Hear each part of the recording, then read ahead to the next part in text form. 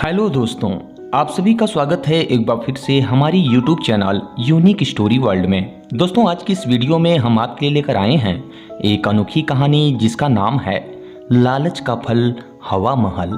तो चलिए दोस्तों, आपका ज़्यादा समय ना लेते हुए इस कहानी को शुरू करते हैं। बहुत पुराने समय की बात है। एक छोटे से गाँव में एक सुंदर सी बालिका रहती थी। उसका नाम अंजलि था। अंजलि जिस गाँव में रहती थी वह एक पहाड़ी इलाका था।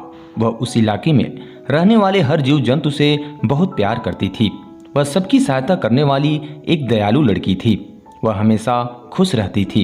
एक दिन वह अपना कपड़ा सुखाने के लिए रस्सी पर डाल रही थी कि तभी अचानक एक हवा का झोंका आया और उसके दुपट्टे को उड़ा ले गया। वह अपना दुपट्टा पकड़ने के लिए उसके पीछे पीछे भागने लगी और भागते भागते वह काफी दूर चली जाती है, जिससे वह बेचारी काफी थक जाती है और चिल्ला चिल्ला कर कहने लगती है, रुक जाओ, मेरे पास एक ही ओढ़नी है, वापस आ जाओ, नहीं तो रात भर मुझे ठंड में कष्ट सहना पड़ेगा। अंजलि अपनी ओढ़नी पकड़ने के लिए उसके पीछे पीछे भागती रही और वह भागते भागते पहाड़ की चोटी तक पहुंच गई। उस चोटी पर उसने एक बहुत ही खूबसूरत सा महल देखा और जब वह उस महल के पास पहुंची तो उसे उस महल के द्वार पर एक सुंदर सी स्त्री दिखाई दी। अंजलि ने उस स्त्री से पूछा, आप कौन हैं और ये महल किसका है? उस स्त्री ने कहा, बेटी, मैं हवा की देवी हूँ और ये महल हमारा ही है, पर तुम कौन हो और यहाँ अकेले क्या कर रही हो? अब अंजलि ने उस देवी को प्रणाम किया और विनती की, हे देवी, हवा के बहाव में मेरी ओढ़नी यहाँ आ गई है, उसी को लेने मैं यहाँ आई हूँ। कृपा कर मेरी ओढ़नी मुझे वापस कर दीजिए, नहीं तो मुझे ठंड में कष्ट सहना पड़ेगा, क्योंकि वो ओढ़नी मेरे पास केवल एक ही है। इस बात पर देवी हंसी और प्यार से उसे अंदर ले गई और उसका स्वागत किया। एक दिव्य कमरे में अंजलि ने तरह तरह के पकवान देखे। देवी ने अंजलि से कहा, बेटी, तुम थक गई होगी, इसलिए पहले कुछ खा लो। तुम बिना संकोच के यहाँ से कुछ भी ले सकती हो। खा लो बेटी, खा लो। पर अंजलि ने खाने से इनकार कर दिया और कहा, देवी, आप मुझे बस मेरी ओढ़नी वापस कर दीजिए और मुझे कुछ नहीं चाहिए। वायु की देवी उसे दूसरे कमरे में ले गई, जहां ढेर सारी पेटी रखी हुई थी।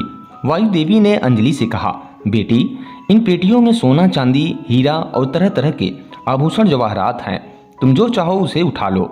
इन पेटियों में तुम्हारी ओढ़नी भी है, परंतु तुम जिसे समझती हो कि इस पेटी में मेरी ओढ़नी अवश्य होगी, उसे तुम उठाकर ले जा सकती हो। परंतु शर्त यह है कि उस पेटी को तुम यहाँ नहीं खोलोगी, बल्कि उस पेटी को तुम्हें घर ले जाकर खोलनी होगी। अब अंजलि ने एक एक पेटी उठाकर उसके वजन को देखा और जो सबसे हल्का था उस पेटी को लेकर वह देवी माँ को धन्यवाद देती हुई अपने घर चली आई। और जब घर आकर अंजलि ने उस पेटी को खोला तो उसमें उसकी ओढ़नी भी थी और उसके नीचे ढेर सारा आभूषण और सोना भी था। ये देख अंजलि बहुत खुश हुई और वायु देवी को ओढ़नी वापस करने और ढेर सारा धन देने के लिए मन ही मन धन्यवाद दिया। अंजलि के सामने वाले घर में उसकी एक सहेली रहती थी जिसका नाम दिव्या था, लेकिन वह बहुत ही घमंडी और लालची लड़की थी।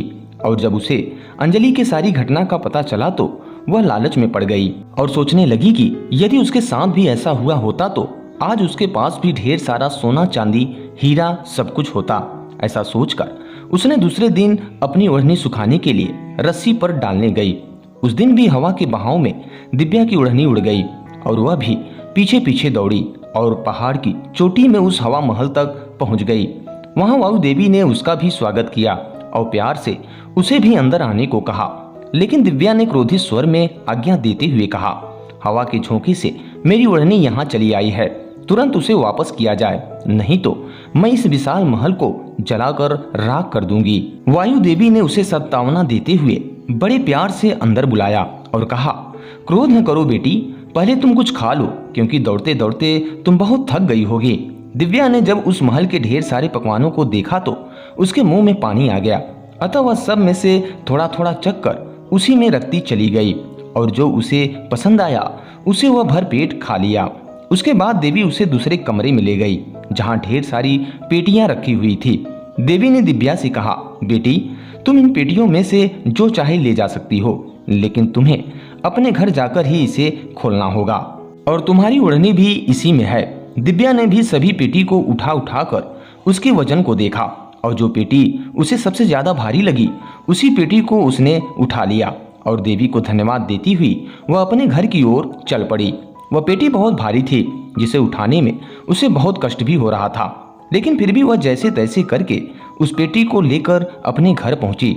और जब घर पहुंचकर उसने उस पेटी को खोला तो उसके अंदर का नजारा देखकर उसके पैरों तले जमीन ही खिसक गई, क्योंकि उस पेटी में उसकी ओढ़नी तो वहां थी, लेकिन उसके नीचे सोना चांदी हीरे जवाहरात की जगह ईंटों का ढेर था। यह देख वह क्रोध में चिल्ला उठी, क्या इतने कष्ट के साथ मैं ईंटों का ढेर उठा कर लाई हूँ? यह अन्याय है।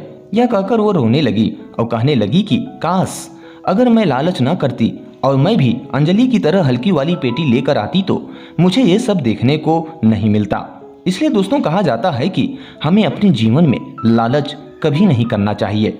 तो दोस्तों इस वीडियो में बस इतना ही। उम्मीद करते हैं ये कहानी आपको पसंद आई होगी। अगर दोस्तों कहानी पसंद आई हो तो इसे लाइक करें, और अगर आप इस तरह का वीडियो देखना पसंद करते हैं और हमारे चैनल पे पहली बार विजिट कर रहे हैं तो हमारे चैनल को सब्सक्राइब जरूर कर लें।